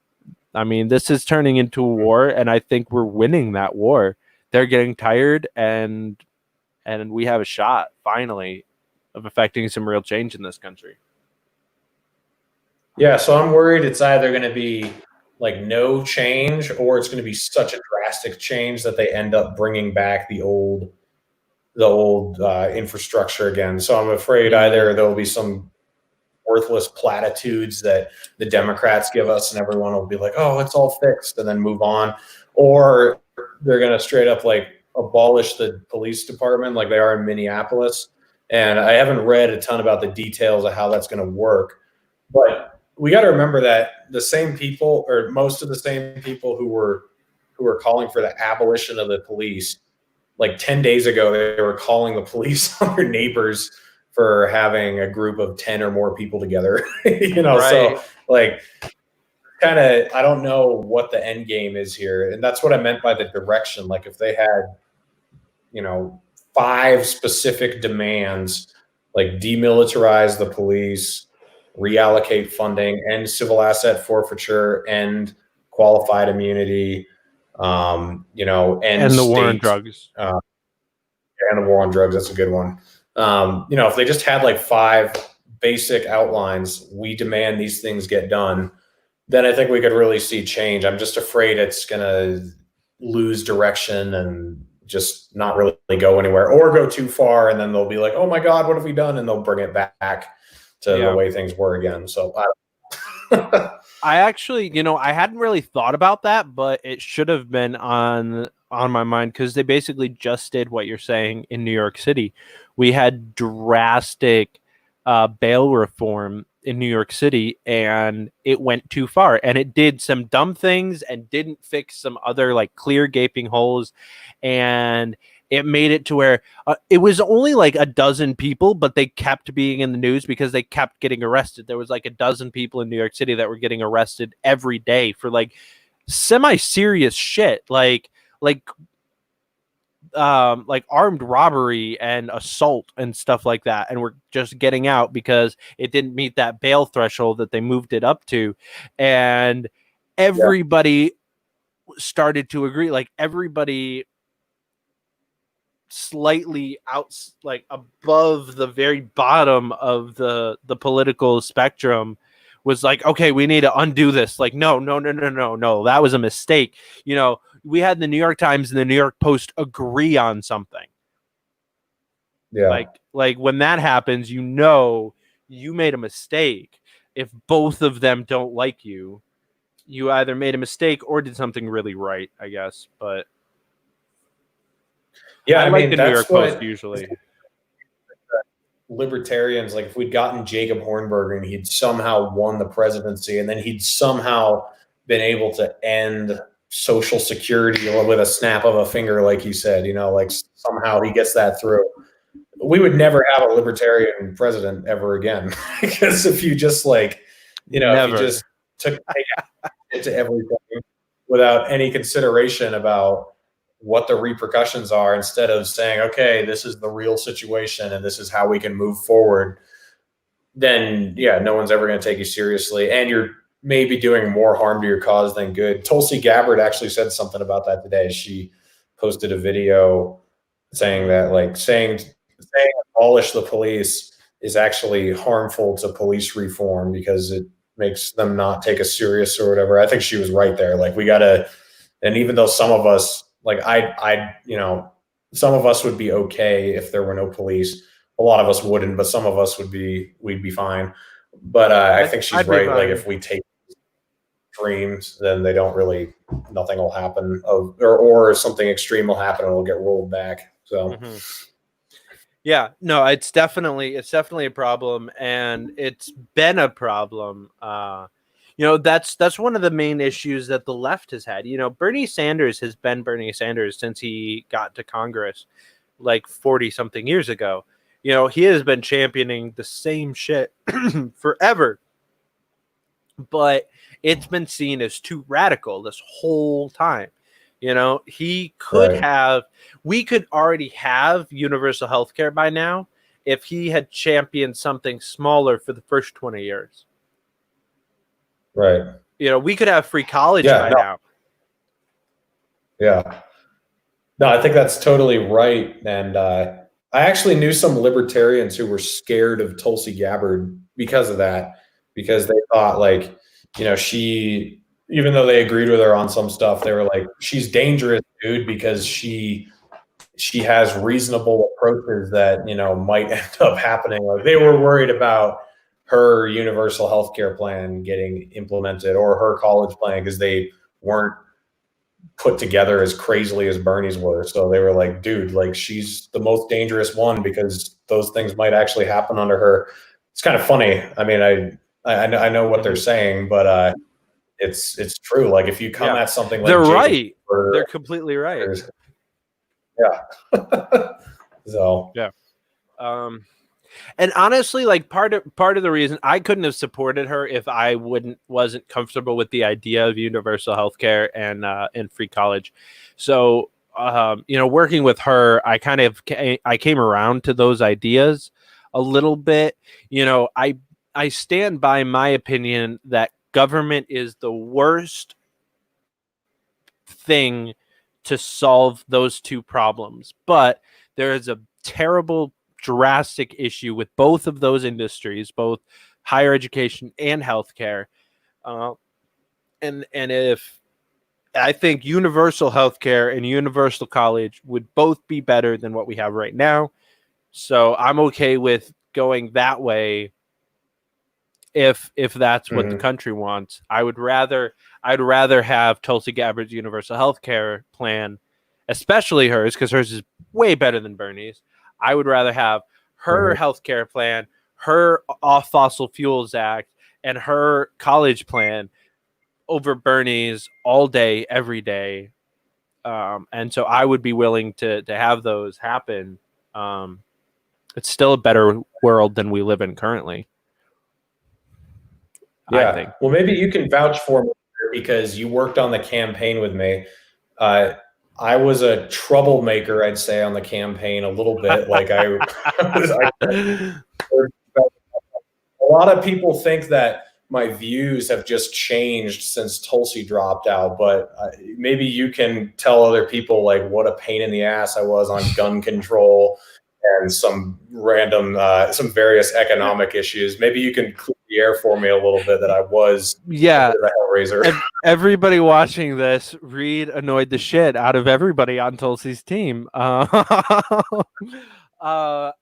remember specifically, so I'll vouch for somebody else here too, and that's Vince. I remember we were at a house party for Tulsi, and I went to go smoke a cigarette on the back porch, and I walked through Vince talking to Davin about you. And Vince being like, listen, he just wants to talk about it. Like he's really smart. He's done a lot for the campaign. Just like he was just like, Vince was just like begging Davin, and Davin was like, I don't know what what you want from me. Like, we don't have time for this shit. Like, we have a policy team. Like, this isn't my job, basically, seemed like her response to a point. And they eventually, did you eventually get to talk to her, right? Not the way I was hoping, but I got through to her, and she ended up like changing her website. She took the assault weapons ban and the assault weapons ban and the red flag laws and the magazine capacity ban off her 2020 website. So that was the victory I got. Decent enough. I think that's a victory, I mean, that was basically the mission. We're like, okay, she needs to be a little bit more sensible. Those were the only things I disagreed with her on, because I am full 2A all the way, all day person, but I do, again, I understand that people disagree with me on that, and there are a few things that are considered gun control that I would be able to concede to, like not those three things that you listed. Those are all evil, like terrible, like no. Assault weapons ban out, like completely off the table, and red flag laws are the worst thing for any kind of free citizenship. But like background checks, as long as they are not controlled by the government, I think are fine. The store has to check into you and make sure that you're a good person. All right. Right. Cool. Yeah. I mean, don't let felons own guns. I'm okay with that. Like, that's cool. I'll concede that. With her, I mean, when it came to her economic issues, I was like, okay, I don't agree with free college was my biggest like economic disagreement with her, but I was like, all right, given everything else that I agree with her on, I can let that go, and the likelihood of it passing is not too great anyway. And like you said, like you could argue that her free college plan is better than what we have now. I mean, that's a lot. That's not, I wouldn't really disagree with that. I think that's probably true. But what the gun control, like those three things were the three things that I was just like, okay, I can't, like these things I can't support. Like I can let other things go, but and I know there's like tons of other people who won't even vote for her because of these three things. And I was already voting for her, so I didn't, I still had issues with them, but I kept telling her like, look, you're in New Hampshire. It's a big gun state. Like if you push these three things, they're not going to, the people that you're targeting are not going to vote for you. So like I made the commitment in like the end of December. I was like, I'm just going to be the most annoying prick possible on these three issues until she like files a restraining order against me or something happens. So I just like went for it. That is the attitude we all need to take in politics. Yeah. 100%. I love that. Yeah, I mean, I definitely think, like I said, I think you definitely won that situation. I think that's the way we have to be, politicians care about their constituency. Good politicians, people like Tulsi, people like Rand Paul or Justin Amash or even AOC cares about her constituency. If somebody that works on her campaign and volunteers for her and cares about her says, hey, you really need to worry about this thing. This is important. You really need to change your rhetoric on this thing. It's important. The good people will listen, and that is how you can tell the difference between a representative and a ruler. Where the people that will admit that they might have been wrong and that there's another way and another possibility, those people are important in our society in general. And I love Tulsi for being one of those people. I will always love her. I will support her always. I'm pissed she endorsed Biden, but we all knew it was going to happen.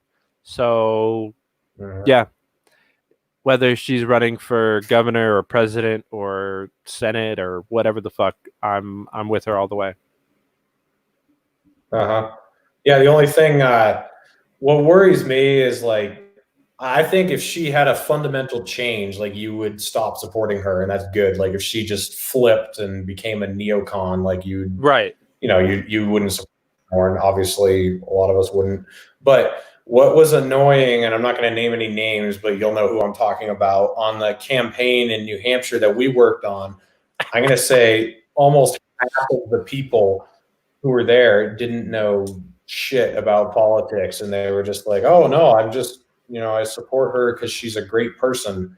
And it's like, okay, well, that's not a reason to support someone. And then those same people, since she's dropped out, they have like nowhere to go because they weren't basing any of their opinions on a platform. It was just based on a person, so it was completely subjective. And then when that person was gone, they've just turned into like wandering misfits, and they're just like, no, well, I'm just going to wait till 2024. And so I don't, like, a lot of people think I hate Tulsi Gabbard now. I don't hate her. She's still my favorite Democrat. The stars were aligned for me to support her this last time because everyone else was so terrible.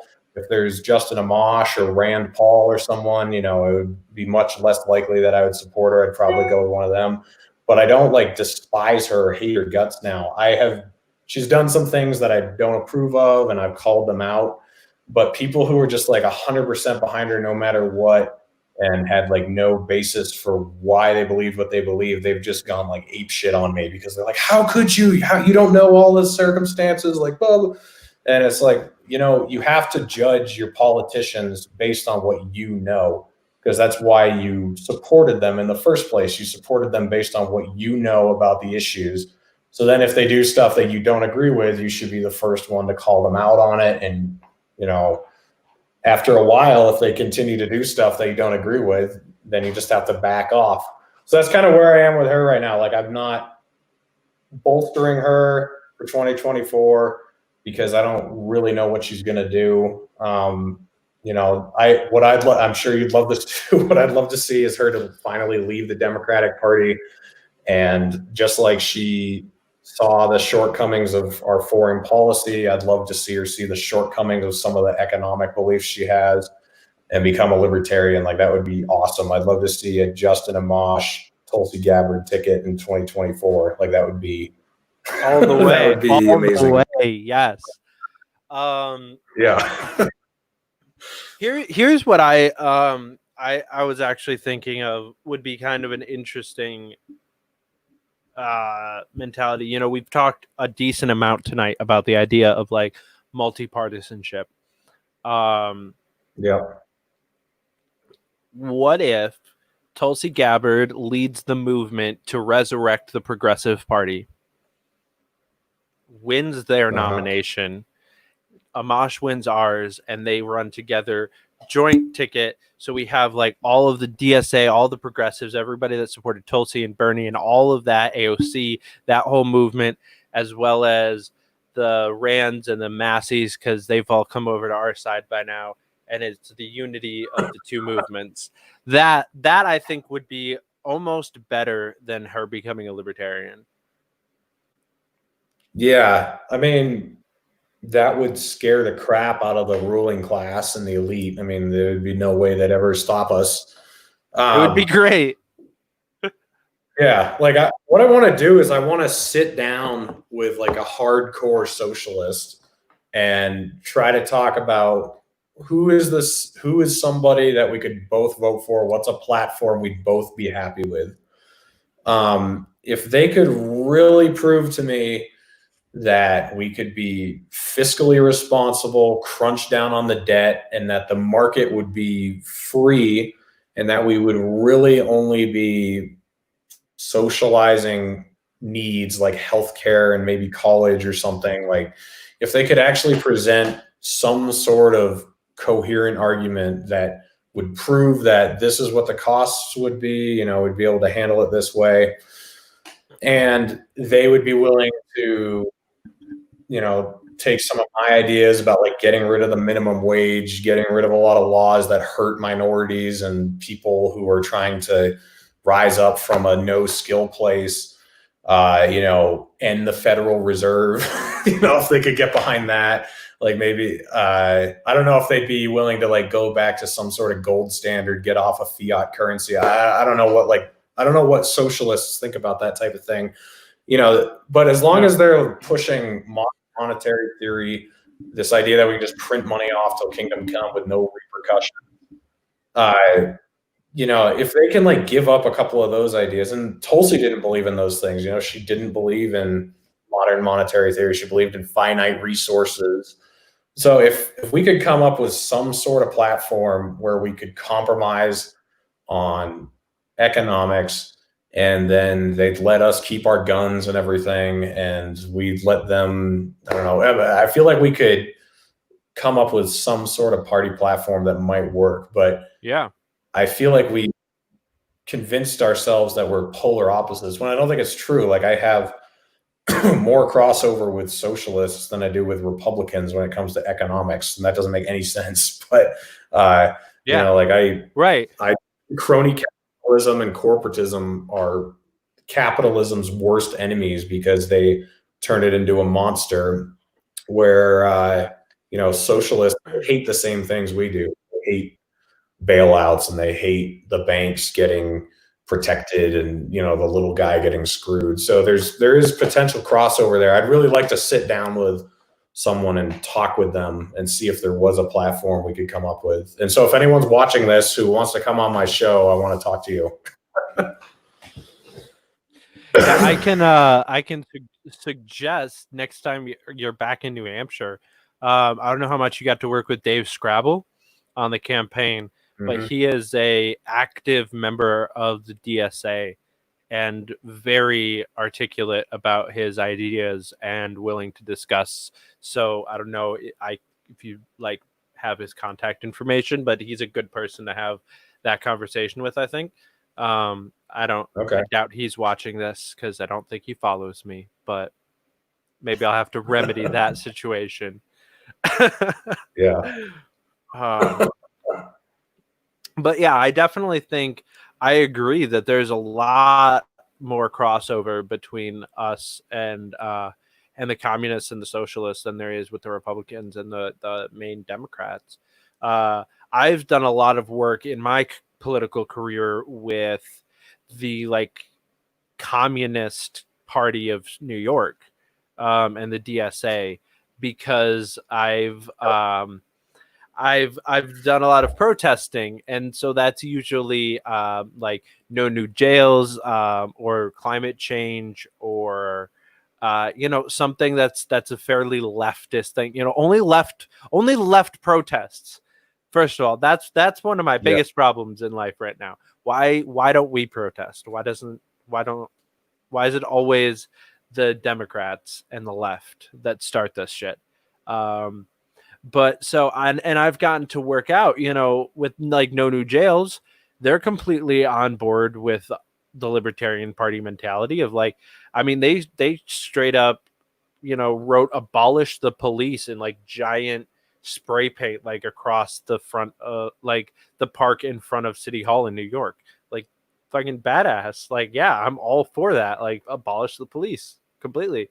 Or with even with climate change, even though like we'll disagree on step 2, but step 1, ending all government subsidies to the fossil fuel industries and using government resources to um, champion renewable energy and lead by example, and have like all government buildings and everything try to go towards renewable energy, and like I said, lead by Yeah. example. Like, yeah, they're completely cool with that. And then whether or not the government then tries to force everybody else to get on board with taxes or fees or stuff like that, that we can disagree after we've already ended the subsidies to the fossil fuel industries. Then we can have the Right. discussion of how much do we want to force people to do it. But I think my belief is that conversation won't have to happen, because I think that specifically on the issue of climate change, I think that the libertarian mentality of step 1 will make the DSA mentality of step 2 irrelevant, because people will come on board regardless. That's one Right. issue that I think the free market is kind of the boogeyman and will just fix, because once we make it more expensive and less financially viable for companies to take part in the fossil fuel industries, those industries will die, and companies like Shell and Exxon and BP will move to renewable energy themselves. They will convert their gas Yeah. stations into charging stations. They know the market, for the same reason that Philip Morris would be great at marijuana. They know what they're doing. So if the government just made it convenient and easier for them to do the right thing, Philip Morris would sell marijuana and people would be smoking weed instead of cigarettes, and the world would be a better place. And the same way, I think with energy, if we made it more viable for BP to have solar farms than oil fields, we would see a better America without the need for 80% of the Green New Deal. Right. Yeah, I think the only problem the left has with science is science. What I mean by that is, uh, the Green New Deal is a joke. And I know a bit about power delivery and transportation because, I worked in the power line industry for like 6 years and I'm a truck driver. So this idea that like we can switch over in 10 years or whatever to 100% renewable energy on all solar and wind, it's just a joke. So they've got to start being realistic about nuclear power and about natural gas being a transition off of oil toward battery power. And they've got to get away from this idea that battery power is necessarily the best way to power all trucks and cars. Hydrogen and other alternative sources of fuel can be a lot better. But I think Yeah. you're right that we like the free market would be something that once we remove some of the barriers that are there now, like it's not in some places like they don't want you using certain types of alternative fuel because then they don't get their fuel tax for gasoline. So we should remove that barrier so people can run their cars on alternative sources of fuel. And then like you said, the subsidies the oil companies get, like we should cut that off right away. And then other things will start to sprout up that people will choose just because it's cheaper and it's cleaner. I mean, a lot of people will choose something if it's oil or renewable energy and it's the same price. Most people will go with what's renewable energy now because they care. Mm-hmm. So if you just remove a lot of these barriers and let people start choosing, that will eliminate a lot of the problems. And this idea that we need I don't even know how many, what was it, like $20 trillion Green New Deal over so much of it. I mean, it's just complete BS. Like you don't need the government to have this giant program. It's really about shifting priorities, making certain things easier, and then if we have to, restricting certain behaviors. And like you said, leading by example. So yeah, I think if anything, like the Off Fossil Fuels Act, I don't know if you have you read that? That's Tulsi. I have, yeah, it was okay. It's been a little while, but I think a mentality like that, the done correctly, should be a positive number in the federal budget at the end of the day, because we should be getting more money back by cutting all those subsidies than we are spending in anything else. But all of that, anything that we do spend has to be real, like direct investment into renewable energy. If the federal government spends a dime on the Green New Deal, like on economic or on environmental change that they claim is towards moving towards renewable energy, it should be to build solar panels or transition the New York City subway to fully electric powered. It's actually already almost there. Like there's very little gas used in the New York subways. That's pretty cool. All of the New York City buses are already hybrids. Like we can do that across the country. That is where the federal money should be going, if anything. And that's not really what the Green New Deal is either. It's spending a bunch of tax money in stupid things. Yeah, the Off Fossil Fuels Act, it was actually the first thing I talked with Tulsi about when I met her, because I read it and it actually made most of it made sense, because it was kind of what I said back at the beginning of this video, that the government should be a restrictive power, not a provider. And that's really what the Off Fossil Fuels Act is.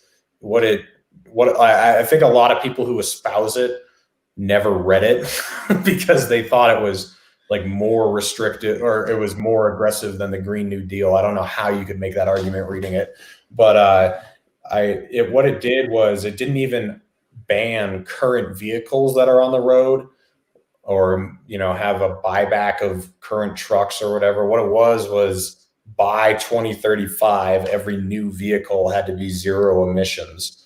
And then I think by like 2027, 80% had to be renewable energy or whatever. And then I talked a little bit about taking the subsidies away from oil companies and giving them to green companies instead. But yeah, it was just like way more sensible. And saying what I just said about the Off Fossil Fuels Act, how a lot of people I don't think even read it.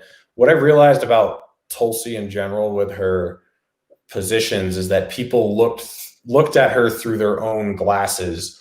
So she was not nearly as pro-gun as a lot of her gun-loving fans were. She wasn't nearly as socialist as a lot of her socialist fans were. She wasn't nearly as, whatever as a lot of her, like they would just look at her and then be like, okay, this is what she is. I really tried to look at her as who she was. Like to me, she was like, wow, she was kind of an anomaly. She wasn't really a progressive. She wasn't really a libertarian. She wasn't a conservative. She wasn't a liberal. She wasn't a socialist. She was just sort of like this independent-minded person who had all these different views, and I looked at them at face value. I didn't try to like look at them through some weird lens. And I think almost everybody who supported her did do that. They were just like, oh man, she's so progressive. She's so libertarian. She's so whatever, Yeah. I tried not to. Yeah. But that's important. And, I'll admit that I fell into that kind of mindset more than once with her. But yeah, she was an anomaly, and I think you're right. The Off Fossil Fuels Act, it's a logical approach to it. It doesn't ban things. It doesn't like come in and take over. It's not aggressive. And, something a lot of people don't remember is that when AOC was running for Congress, the Off Act was something on her platform. Like she ran on, I will champion the Off Act when I get to Congress. And then got there and wrote the Green New Deal instead. So regardless of what that makes you feel, how that makes you feel about AOC, it I find that as still an endorsement to the off Act. Like the author of the Green New Deal got most of what they have off of the Off Act to begin with. That was the stepping stone, and then AOC just took her economically illiterate brain and scrambled it all the fuck up and added in a little bit of authoritarianism, sprinkled in a little bit of Marx, dropped a little bit of Hitler with a splash of Stalin, and then sent it off to the fucking presses. But the original form was the Off Act, and I'll be doing actually I'm working on a long form video, so it won't be just like a deep dive segment, but Green New Deal versus the Off Act. They're both just so long. It's so long, dude. So much reading, but we're getting there. So that'll still be a couple of weeks before that comes out. But well, when you do it, like try to challenge that idea that the Off Act is more aggressive than the Green New Deal. I could never find an argument for that. Like that's the most ridiculous thing I'd ever heard. But see what you think when you do it. So. The only way that I could see that being how someone feels is because they see it as more legitimate. So not necessarily more aggressive, but more could come out of it than the Green New Deal. The Green New Deal is going to flop again and again and again, but the Off Act has a way of getting us to 100% renewable energy within 20 years. That is kind of aggressive, and the Green New Deal doesn't offer nearly as legitimate of a path forward towards that end. So if they're really thinking about it, I could see where they get that conclusion, because it's going to be more aggressive in its actuality, and it's when it comes to pass. If it gets passed, then it will be more aggressive. But maybe it'll pass. Maybe we can get something like that through. That would be good. I feel like with some amendments, that could be like a perfect bill and actually get bipartisan support for it. So yeah. Because I'm also a little bit okay.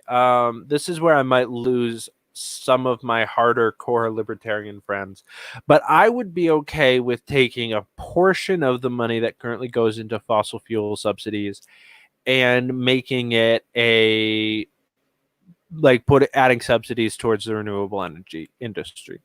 Not to the level of bullshit that we have currently, but incentivizing change, I think, is something that the federal government has the money to do, and I think that it's something that is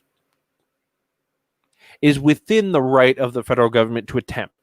Even like the bottle return, that like 5-cent bullshit, that's just financial incentive for us to be morally better. And I don't think that it's like an invasion of rights. I think that was a good job from state government saying, hey, we can do this thing. It'll make people do the right thing without having to fuck them over heavily, without having to invade their privacy or their rights. We can make the world a little bit of a better place. And I think we can do that a little bit with economics. I would argue that like every dollar that you spend on renewable energy as an individual or a corporation. So that means building solar panels on your roof, to paying for your electricity bill if you get it from somebody like Blue Mountain or Green Mountain, like a renewable energy company, right? Like every dollar that you Right. spend towards renewable energy is a direct, like 100% tax write off. You do not pay taxes on that $3,000 a year that you spend on your electricity bill if you get it from renewable energy.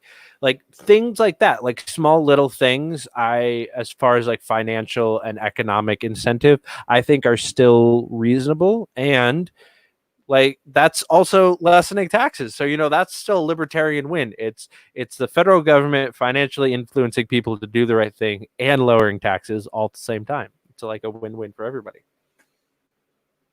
Yeah, I mean, I'm much more friendly toward the idea of deductions than subsidies. Like I really like the second part of that. Like Yeah. if you use green energy, you get a tax break. What I also like is Joe Jorgensen actually was talking about this on her interview she did with Larry Sharp, and it was about carbon emissions. And she said she was open to some sort of penalty towards carbon emissions in the future. But it wouldn't be laid on all of us. It would be laid on the consumer of whatever that was. So if you're a trucking company or something, if you continue to use diesel after there's a viable alternative, whether it's electric or hydrogen or whatever it is, if you want to still use diesel, then you just have to pay more. But instead of the Green New Deal, which makes everybody in America pay more, just the person who is using that destructive material, whatever it is, they end up paying more for it. I think that's a much better solution. But I think it does have to come back to what you said earlier, that the government has to lead by example. Mm-hmm. Like if they ban the use of jet fuel, but then the president's still flying around in Air Force One all over the place, and all the congressmen have their own private jets. Mm-hmm. That's not that's not saving the environment. That's class warfare. Like you have to show us that you're serious, and lead by example by overhauling the government to run on green energy before you demand the private sector does. So yeah, I mean, the White House used to have solar panels on it when Carter was there, and then Reagan took them off. Mm-hmm. Like if nothing else, I know I love that story. It's one of my favorite like fun facts of life. Just something simple like that. And when I was running for city council, and in my campaign next year, I will continue to champion the idea of solar panels on City Hall in New York City. There is no legitimate reason why the city's budget cannot start investing in renewable energy. We are, like I mentioned earlier, our public transportation is already moving towards that.